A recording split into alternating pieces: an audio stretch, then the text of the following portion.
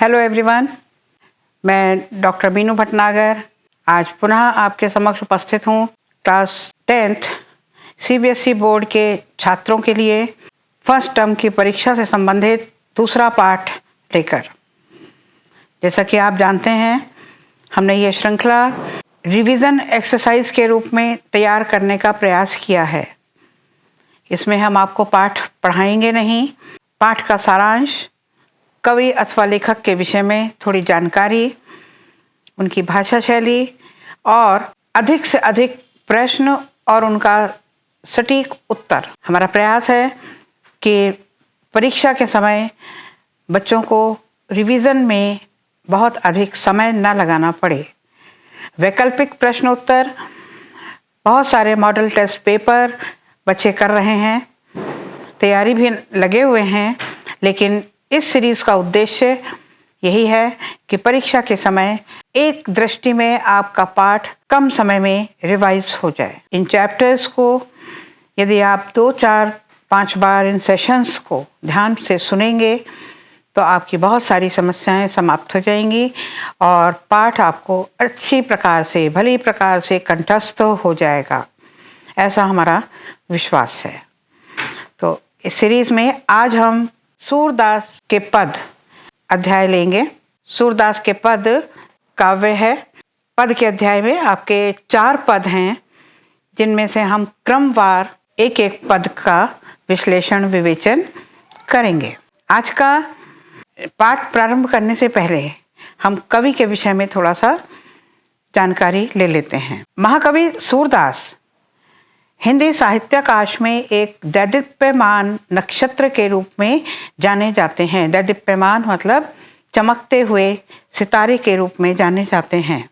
इनका जन्म 1478 में रुनकता क्षेत्र में हुआ था। कुछ लोगों का मानना है कि सूरदास जी जन्म से ही अंधे थे, लेकिन कुछ लोग इसका विरोध करते हैं और कहते हैं वे बाद में नेत्रहीन हुए थे। लेकिन यह तथ्य बिल्कुल सत्य है कि वे वल्लभाचार्य के शिष्य थे और उन्हीं के दिशा निर्देश में उन्होंने कृष्ण से संबंधित रचनाएं लिखनी प्रारंभ की थीं। इनके काव्य में कृष्ण की बाल लीला का बहुत ही सुंदर और सजीव चित्रण मिलता है। सूरदास कृष्ण भक्ति शाखा के कवि माने जाते हैं। सूरदास ने कृष्ण से संबंधित लगभग 1.25 लाख पदों की रचना की है। इनके पद मूल रूप से 3 ग्रंथों में समाहित हैं। पहला ग्रंथ सूरसागर, दूसरा ग्रंथ साहित्य लहरी और तीसरा ग्रंथ सूर सारावली। इनका सबसे अधिक प्रसिद्ध ग्रंथ है सूरसागर। कृष्ण भक्ति में लीन इस महाकवि की जीवन लीला 1583 में सदा के लिए चिर निद्रा में विलीन हो गई। सूरदास के जीवन के विषय में जानने के पश्चात अब हम उनके काव्य की कुछ विशेषताओं पर दृष्टिपात करेंगे। इसमें देखेंगे कि उन्होंने किस प्रकार की काव्य की रचना की है, उनकी भाषा शैली क्या है इत्यादि। तो सूरदास के पदों में कृष्ण के प्रति साख्य भाव मिलता है। साख्य भाव यानी सखा का भाव। उन्होंने कृष्ण को अपने सखा के रूप में देखा है, मित्र के रूप में देखा है। वात्सल्य रस की चरम अनुभूति मिलती है। वात्सल्य रस प्रेम का भाव, माता पिता का प्रेम जो बच्चों के प्रति होता है, संतान के प्रति होता है, उसे हम वात्सल्य रस कहते हैं। संयोग और वियोग दोनों ही पक्षों का बहुत सचित्र चित्रण इनके काव्य में देखने को मिलता है। संयोग यानी मिलन की अवस्था और वियोग माने अलगाव की अवस्था। अब भाषा शैली पर नज़र डालते हैं। सूर के काव्य की भाषा ब्रज भाषा है। इस भाषा में सहजता, सरलता और मधुरता बहुत अधिक मिलती है। गायक इनकी मिठास में लगभग डूब जाता है, अर्थात इनके पद गेयता के गुण से संपन्न हैं। इनके पदों को गीत के रूप में गाया भी जाता है। मुख्य रूप से इनके काव्य में सखा भाव, कहीं अपनत्व का भाव तो कहीं उलाहना यानी शिकायत का भाव भी मिलता है। उपमा अलंकार की खूबसूरती देखते ही बनती है। उपमा अलंकार तुलना करने का, जिस अलंकार के माध्यम से हम तुलना करते हैं, और अन्य सभी अलंकारों का भी यथास्थान भरपूर प्रयोग बहुत ही सुंदरता के साथ किया गया है। तो ये हमने भाषा शैली देखी। अब हम देखते हैं कि पाठ्य पुस्तक में संग्रहित पद, पहला पद, उसमें कवि ने क्या कहने का प्रयास किया है, किस परिस्थिति का वर्णन किया है।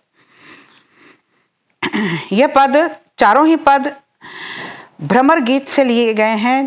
भ्रमर गीत सूरसागर में संग्रहित है। पहला पद, जिसमें गोपियां उद्धव के आने पर उसे व्यंग से बात करती हैं, और ऐसा क्यों करती हैं? क्योंकि उद्धव प्रेम का संदेश लाने के बजाय योग का संदेश लेकर आए हैं। कृष्ण को भली भांति ये अवगत हो गया था कि गोपियां उनके प्रेम में बहुत अधिक व्याकुल हैं, तो उन्होंने अपने मित्र उद्धव को योग की शिक्षा देने के लिए योग का संदेश लेकर के गोपियों के पास भेजा था कि शायद उनकी विरह वेदना कुछ कम हो सके। लेकिन गोपियां उनको व्यंग बाण से जवाब देती हैं, उत्तर देती हैं, और गोपियों की हृदय की पीड़ा को इस प्रथम पद के अंतर्गत व्यक्त किया गया है।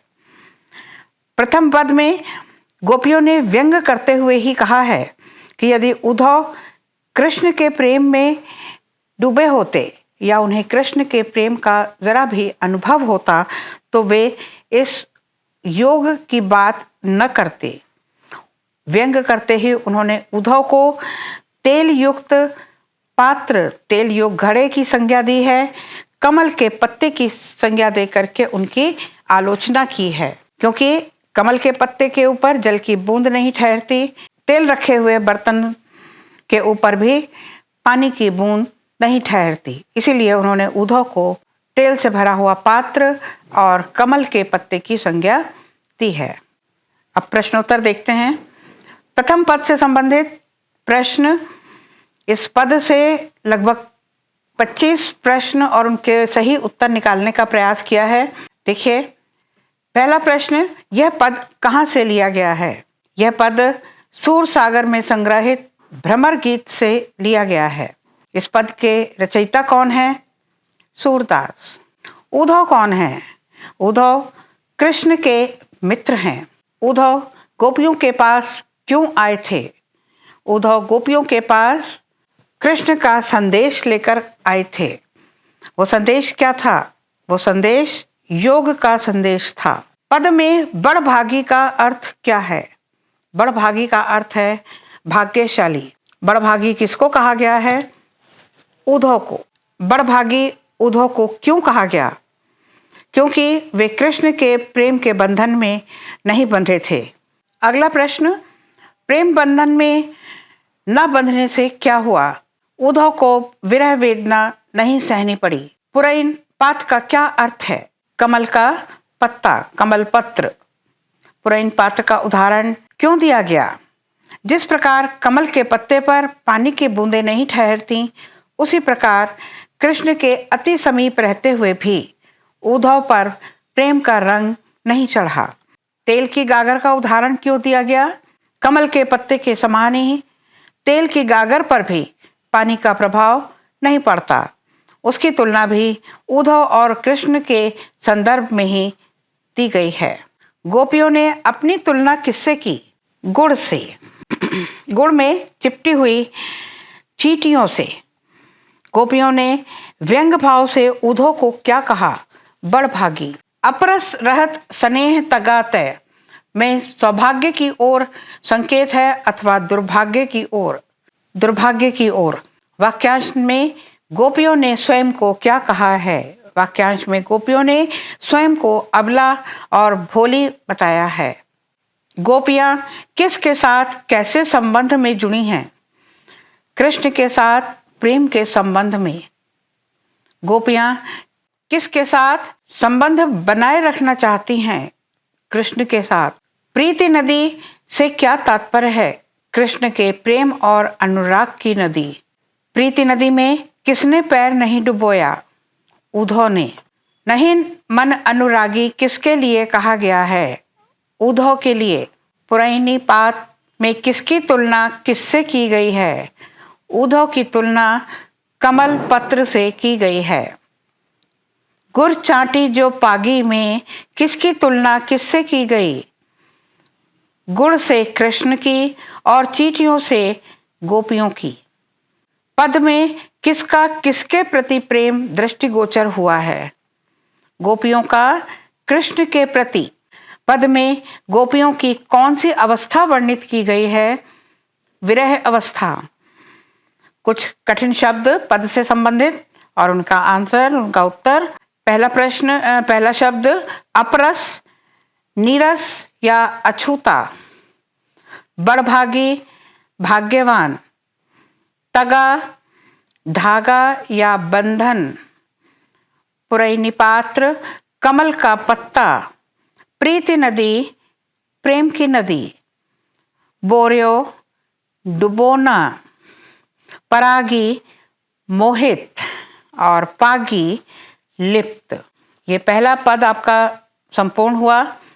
इसमें आपने कवि के विषय में, कवि का जीवन परिचय संक्षेप में कवि की विशेषताएं, भाषा शैली और पद का सारांश तथा उनसे संबंधित प्रश्नों के उत्तर का अध्ययन किया है। इनको रिवाइज करेंगे, बार बार पुनरावृत्ति करेंगे तो ये पद आपको भली प्रकार से याद हो जाएगा।